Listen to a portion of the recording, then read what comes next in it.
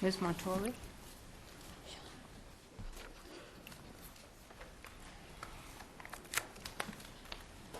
Ms. Montori, you may proceed. Thank you, Your Honor.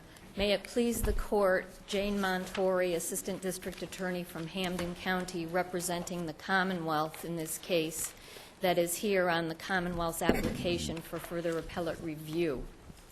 You see this happening very often? No, we In my don't. experience, which admittedly is 30 years old, I never saw a judge do what happened here, which is when someone's brought in apparently to be arraigned, I guess that's when it happened, on a new charge, takes an old charge off the file and sentences him. Isn't that what happened? That's what happened, Your Honor.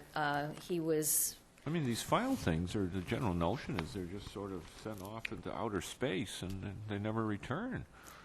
That's the common practice, but the law is, and as far back as 1908, Marks versus Wentworth noted that although it doesn't happen very often, the law is that a filed conviction with the defendant's consent can be brought forward at any time. Yeah, the cases all say that. But apart from the question of at any time, doesn't the imposition of a sentence, once a case has been removed, have to relate somehow to the original crime? And what was argued here when this defendant got a sentence of 18 to 20 years on an attempted it was armed assault with intent to commit robbery, where he had gotten 8 to 12 years for 6 armed robberies? It seems, do we know what the Commonwealth said to the judge that provoked the 18 to 20-year sentence? Did they talk about what the original crime was, or did they simply argue he's been arrested on a new charge? We don't know, Your Honor, because this motion was brought 16 years after the time he was sentenced. There is no I think record of Justice that Keenan is hearing. talking about I'm talking about 1986. Right, and this motion was brought in 2003. So the record of that 1986 But what could the hearing- Commonwealth conceivably have argued? His prior record, Your Honor, which is in the Commonwealth's appendix around pages 119 and 120. But was it a record that was prior to 1981? Oh, well prior. It was. But why did he only get 18 19 to 12 on 6 armed robberies and then 18 to 20 for essentially an attempted armed robbery?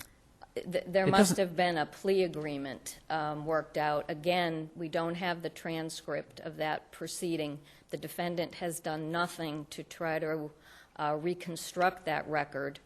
I think one of the significant points here is that in 1994, when Judge Steele, who imposed those 8 to 12-year sentences and filed the convictions with the defendant's consent, in 1994, the defendant filed his first motion for new trial in that case, and that was considered by Judge Steele. He certainly had the opportunity to raise that issue at that time and didn't. And he waited until 2003 to raise it when Judge Steele was no longer available. Well, we're stuck in that old conundrum of what appears to be clearly to be a waiver, because he had 3 prior motions which didn't talk about this at all, right? Correct. But then you get to the old problem. You got to look at it from a substantial risk of a miscarriage of justice, and here he's serving all this time, or time that factors into what he's serving. Well, But perhaps he shouldn't be. But all we have to indicate that he allegedly didn't know that this could happen is his affidavit, which is at the Commonwealth's appendix at page 238. He says, "I was not informed by my counsel who represented me on the plea or the court that I could be sentenced on indictment 81-1918 at a future time." Is he in effect attacking the voluntariness of his plea? He did that in 1994, Your Honor. The Commonwealth at that time contacted Judge Steele because the transcript was not available. The stenographer had not been able to find her notes going as far back as 1986. So it appeared it was not a matter of them being destroyed under this court's rule. It was a matter of them being lost in some manner. So the Commonwealth contacted Judge Steele. he said, I don't remember exactly what I said, but under Quinones, he recited his common practice was that he always made sure through a colloquy that the plea was voluntary, intelligent, and knowing, and that he always complied with Rule 12. And as this court is aware, most of that never covered what happens with filed convictions. because it wasn't raised at that time. Yeah. It was clear from the I didn't know docket. of any judge, at least back when I was, that said to any defendant, we're going to file all these cases, and you better, you should know these could be taken off the file and you could be sentenced. I don't think any lawyer ever told their defendant about that possibility either. It was just Well, he was told the possibility of what the maximum sentence could be. Under Rule 12, he would. That's what we know. He had counsel. The judge complied with Rule 12, which would have required him to say what the maximum sentence was. This defendant, going as far back as 1966, had a criminal record. He had been sentenced to state prison. He obviously admitted guilt of this crime in order for the judge to accept the plea. So he, by inference, at the very least, he had to have known that the only stage left was the sentence. Yeah, And by that may consenting be. to the I mean, filing. You do have a good, at least in my opinion, you have a strong argument that there's been a waiver here, or that he, clearly a waiver because he perhaps should have known enough. But now the big issue is, what do we do going forward with these things? Well, practically speaking, if this court did away with filed convictions, I'm not sure that it would affect anything. Because the whole business of filing is a procedural apparatus that pre-existed suspended sentences and probation and all that stuff. Right. And it very well But may let have me ask you, outlived its useful life. Is it accurate that a filed case continues to exist until the person dies? In Theoretically, theory. or In theory. the person has either party can bring the case forward and ask for a disposition. Well, it still is useful in cases where there's an appeal and a conviction, and the appeal results in a reversal of one conviction. A case can get sent back Right. Right. for sentencing on a appeals filed court. indictment. Well, if we Right. did away with filing, then I guess, and please tell me if you have another view, judges would just impose another concurrent sentence. So Yes. Yeah. all it would there would be or suspended probation, sentence. but another concurrent sentence. And if that happens, then there'd be more convictions later on to impeach defendants with, because you can't impeach somebody with a filed conviction at this point, and you can impeach them though if another concurrent sentence was imposed. That's true. So that would be That would be another an impact. Ms. effect. Montorley, could you respond to Justice Spina's, I don't know if it was a question or comment, that in essence a filed conviction can be used in the way that he's suggesting, namely in connection with the events, the cluster of indictments that originally gave rise to sentence and filed convictions. In other words, but not for any other purpose, can't be resuscitated. Yeah, you can only use it for indicted conduct, for the conduct that was indicted at the time. You can't bring Use the robbery that occurred 5 years later to pile it on to provoke a sentence. No, But we don't have any evidence that that's what's done, because we don't have any record. record at all. Right. But I will isn't say isn't that implicit from this record?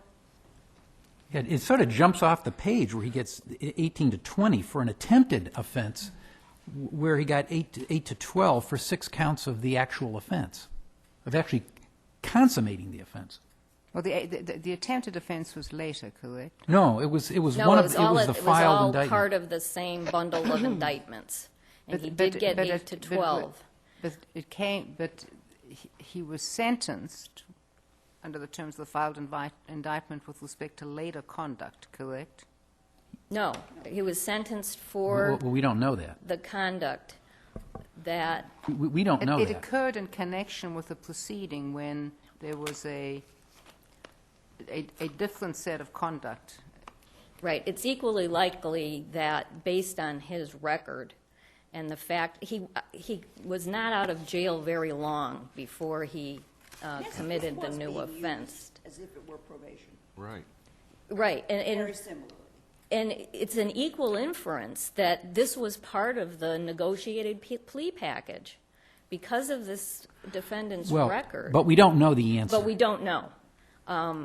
And it was up to the defendant at this stage to try to recreate that record, and he did not do that. It seems to me that the answer going forward, at least in part, is contained in that case that you cite, both sides cite, which is 1874, Dowdikin's bail. Right. Dowdikin makes, if you look at it carefully, it says you don't put cases on file unless the court is satisfied of one of three things. It spells it right out. Extenuating circumstances. Don't see any of that here. Pendency of a question of law in a like case for a higher court, that's what's talked about in the appeals court, or other sufficient cause. Then it goes on to say you had to have the consent of both sides, which of course you usually do, and upon such terms as the court may impose. You're supposed to have terms. That seems to me to be the whole answer, and that's not occurring now. People No. are just doing it. Well, it uses the discretionary, the court may impose. So. Well, that's true. Well, that case also came down before probation. Yes. Yes. It was the precursor to probation. But What it's almost term? like it anticipated the probationary scheme. What terms would be imposed? I mean, it would have to be probationary terms, I assume. Don't get indicted again. Right. It would be the same as probation. And take it- I the take- only difference I see at this stage between a filed conviction and probation is that with a filed conviction, the defendant consents. With a probationary sentence, the court can Well, in impose it without the probationary, defendant's if you consent. revoke probation, you've got certain due process things that are done. And On the a file defendant, thing, it looks like you don't. well, he does, though. So, like what? Well, he could have moved prior to 1986 for disposition under Dowdikin's bail. And when the case was brought forward in 1986, he was appointed counsel, and he certainly had the opportunity then to raise the same arguments that he's raising now. The law hasn't changed. There was the right to speedy sentencing was at least an issue. He never raised that issue. He could have raised it to the sentencing judge, Yeah, but that and if issue he is denied it, it that would, issue is he meaningless could because the appeal. right to be sentenced either speedily or, as our rule says, within a reasonable time, is waived if you consent to the filing, isn't it? Yes, but he still had, You're saying if he claimed it wasn't consented to. he never opposed the Ms. Montoya, sentencing in Go 1986. to the original question that has to do with due process rights and probation revocation. If it's clear that, because we now have a record, cases going forward, there was consent, sentence, is placed on file, there's subsequent events or information, and there's an attempt to bring the matter forward, not as a probation revocation, but simply as a sentence. Is it the Commonwealth's position that in those circumstances the defendant would have the same due process rights that the defendant would have had if the original sentence had been sentence plus probation? I'm not sure that, because of the consent issue, I'm not sure a defendant would have the right But then to how can a you- full-blown don't you thi- probationary hearing. But then don't you have any law enforcement officer simply coming in saying, I saw him and I thought it was him, it was dark at night, and I'm pretty certain it was Mr. Simmons?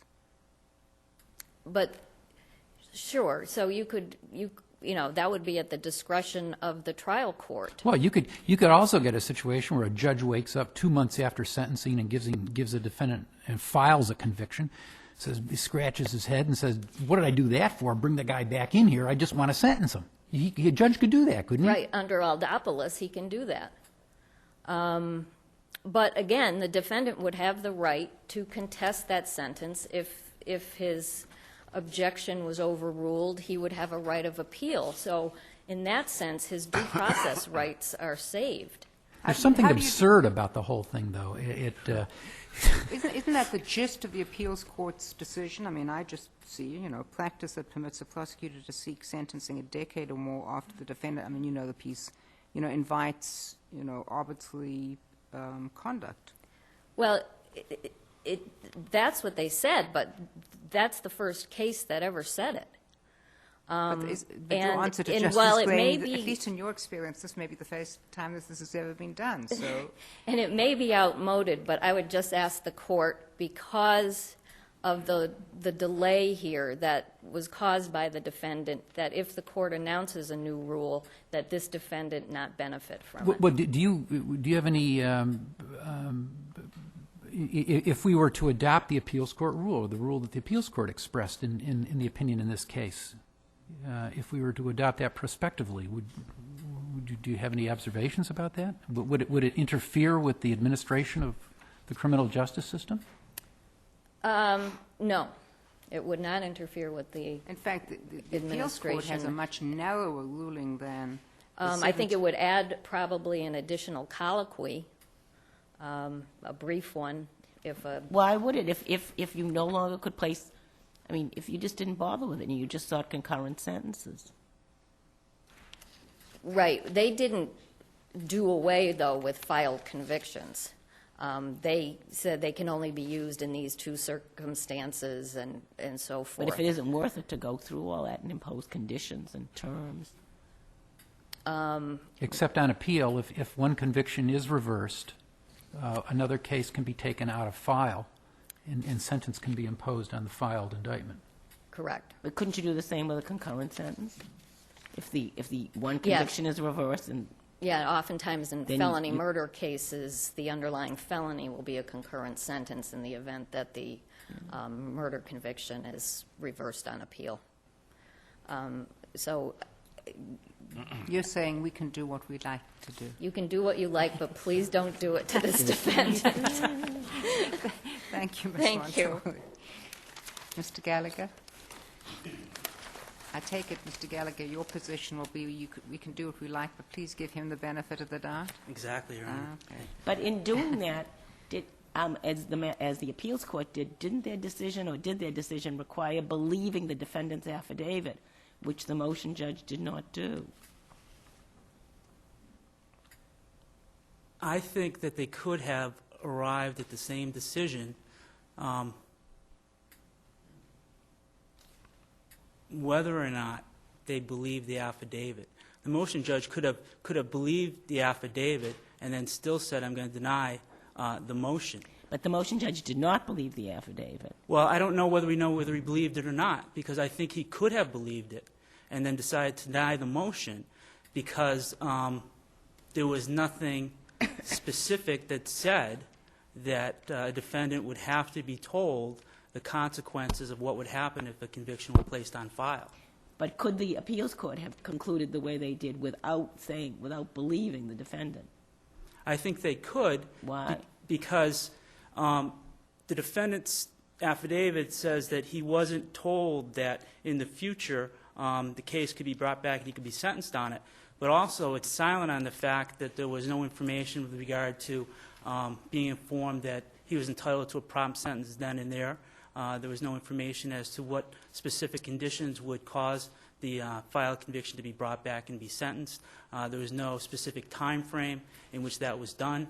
So there were separate considerations other than the defendant's affidavit, which would allow, I believe, for the appeals court's opinion. Would you agree, Mr. Gallagher, that if you go back to the 1874 case, Dodekin's bail, which requires that that the consent of the defendant and the Commonwealth before something can be placed, that's one of the requirements, that if the Commonwealth in the future attempts to bring it forward, the burden is on the Commonwealth to show that consent was given? I mean, that is typically the case, correct? I believe that it would be, as with a... So in essence, it doesn't really matter what he says in his affidavit. You have to show that there were, that the Commonwealth presumably has to show, I mean, that's my question, I that believe there was that, consent and that there were terms that were imposed. yes, I believe that's the case. And looking at the docket, If that's the case, isn't it incumbent on the defendant to act as soon as possible? Because if the defendant can then wait from 1986 to 2003, before he or she raises the question, isn't that a stronger argument for saying that there was waiver? In other words, if the defendant had raised the issue of consent at the time. Of course, it should be raised at the earliest possible opportunity, but there's also the exemption to the waiver doctrine, which there's a substantial risk. But the defendant, doesn't he have an obligation to object to a filing? He has a statutory right to be sentenced within 7 days.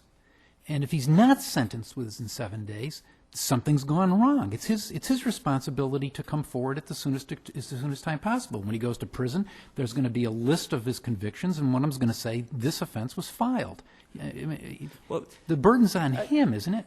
I would refer to Justice Greeny's point, where when a case is placed on file, it's universally never brought back off the file, and it goes for and that's been the practice for decades and decades and decades. So if it's reasonable for a defendant to think, either through his counsel or not being instructed by the trial judge, otherwise, that the case will never be brought forward again, then I don't think it would be incumbent upon him then to ask for his sentence. The trouble is, we really don't know what kind of advice or explanation is given by defense lawyers when this occurs. I mean, back in the days when we did it, the clerk, would read out the sentence, number of years on this, number of years on that, and all this and that, and then he'd say, indictments X, Y, and Z are filed with the consent of the defendant. And does the defendant consent? The clerk would say that. The defense lawyer says yes.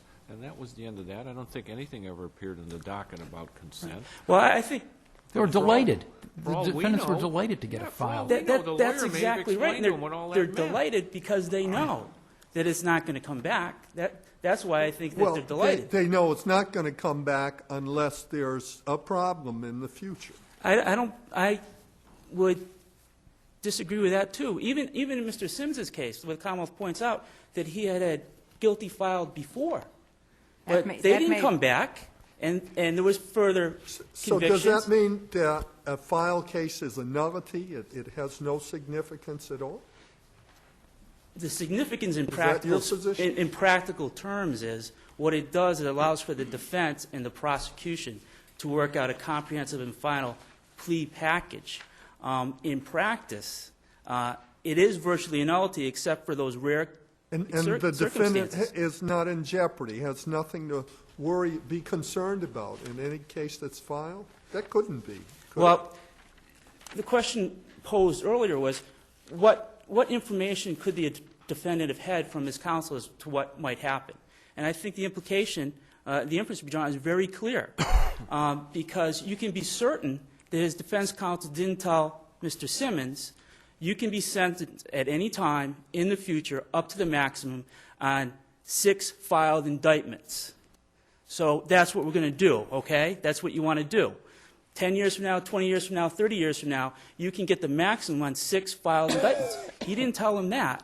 That's for certain. I think what he told him, the fair inference is, like the practice was, don't worry about this. It How do you never, know never never comes happens. back. How do you know that? There's no affidavit from the defense lawyer, is there? We don't know what the lawyers were telling these people. Well, again, I would say that you could infer from the common practice, but with respect to the defense attorney, is Mr. Thomas Martinelli in the record. Pretty good lawyer. He's, I think, approximately 8 years old now, and the plea was 25 years ago, quarter of a century. I don't think that there was a reasonable likelihood that there was going to be. Should we just information. ship this whole, once we decide this case, ship the whole thing off to the Criminal Rules Committee and say, take a hard look at this and devise a rule on this whole practice of filing, and perhaps even tell us, do we need it, or do we need it in just very limited circumstances, such as something's on appeal and a question of law and all that stuff? I would suggest that that's a good idea in those limited circumstances. I'd also suggest, practically speaking, and I don't know if this would be outside of what normally could be done, but just on a very practical level, district court level or something like that, guilty filed to wrap up a big plea package, the prosecution agrees that they won't bring it back. Well, Puts it on the record. under the 1874 rule, it says, and, in other words, one of the requirements of placing it on file is upon such terms as the court in its discretion may impose. One of those may be you know, that if you violate, you know, if you are accused of, you know, further criminal conduct or Get arrested. you get arrested or anything like that, you're going to come back for sentencing. One of them may be it's only if, you know, your conviction on appeal is overturned. I mean, it can be anything. I think it will be hard for the judge to impose a thing that says that the Commonwealth can never bring it back. I think that would be the functional equivalent of a dismissal, and that may have some problems. So I'm not quite sure, you know, what might happen. I mean, as Justice Island said, what did the Commonwealth think it was doing when it placed it on file, as opposed to, for example, dismissing the indictment? My sense is when they placed it on file, it was just a way to round out the plea package. Now, I don't know for certain what happened in this case, but often in cases, you'll get the defendant will say, I'll plead to this, this, this, and this, but I didn't do that. So I'm not going to plead to that. And then there's some back and forth. And then, well, you're not going to be sentenced on it. It's going to be guilty filed. And that's sometimes kind of an ugly compromise. That's a problem. Another problem is that some prosecutors over-indict. So, and once, you know, a defendant decides to plead or jury returns verdicts on all the indictments, you've got all these extra indictments. Technically, they're all convictions. Technically, they're all right because they don't merge and all that. But there's so many of them because he just brought every conceivable crime that the fact pattern would show that the judge says, I'm going to file the rest of these. And I would think that another problem in this is that when a defendant is under the impression that he won't be sentenced at any point in the future, it's much more likely for him to admit his guilt on a particular indictment if he's satisfied with the balance of the plea package. Do we know whether or not this particular indictment was a lesser included offense of any of the others that for which we don't know that? No, I think we know that it wasn't. It was that not. It was a separate indictment and a less serious charge on which he received 18 to 20 more than 5 years later. When I first spoke to Mr. Simmons, and this popped up in the conversation, it wasn't our immediate start of the conversation, just like you did, Your Honor. I didn't say it was absurd, but I said this is unbelievable, I can't believe this happened. And at first I didn't believe him, and then had to dig back and see what had occurred. Does the transcript of the hearing in 1986 exist? No, it doesn't. No. And who imposed the sentence? Cross. Steele. It wasn't, I don't believe it was Judge Cross? Judge Cross. It wasn't the original, it wasn't the first I judge. take it, and I'm not asking Ms. Montori to respond, but I take it is there anything in the record of the Commonwealth's discussion with Judge Steele in 1986? No. That was Cross in 86. Oh, Cross in 86, Judge Steele in 81. 80. I don't believe there's anything in the record. I think Judge Steele was still alive in 85, 86. Yeah, he just retired recently, Right. didn't he? Right. Well, there's something in the record about, on an earlier motion, there's an affidavit from Judge Steele that he performed the colloquy in accordance with Rule 12. And that was for the voluntariness. I'm sorry? The voluntariness. Challenge Right. to the guilty Yes. plea, right. It appears that Judge Cross just saw this, looked at this guy's record when the new indictment was brought, and he was perhaps being arraigned, and says, well, now I can get him on the filed indictment. It seems that it's inescapable to conclude that the new allegation was what triggered the sentencing. There's nothing Of course else it to was, and suggest. he's up looking at the guy's record, and he says there's this filed conviction, so why don't I just sentence him now on that and get him off the street immediately? Maybe he'd be off anyway because he couldn't post bail on the new one. That's why I would I submit. mean, he was a chronic armed robber, wasn't he? And he committed 6 of them at the time when he hit Cross. He was, but at the same time, if there's a substantial risk of miscarriage of justice in the sentence, I believe he'd obviously be entitled to the benefit. Hypothetically, if a person got a case filed when they were, say, 17, that case is with them until they die. Let's say they live until they're in their 80s. It's still there, isn't it? That's Doesn't right. go away.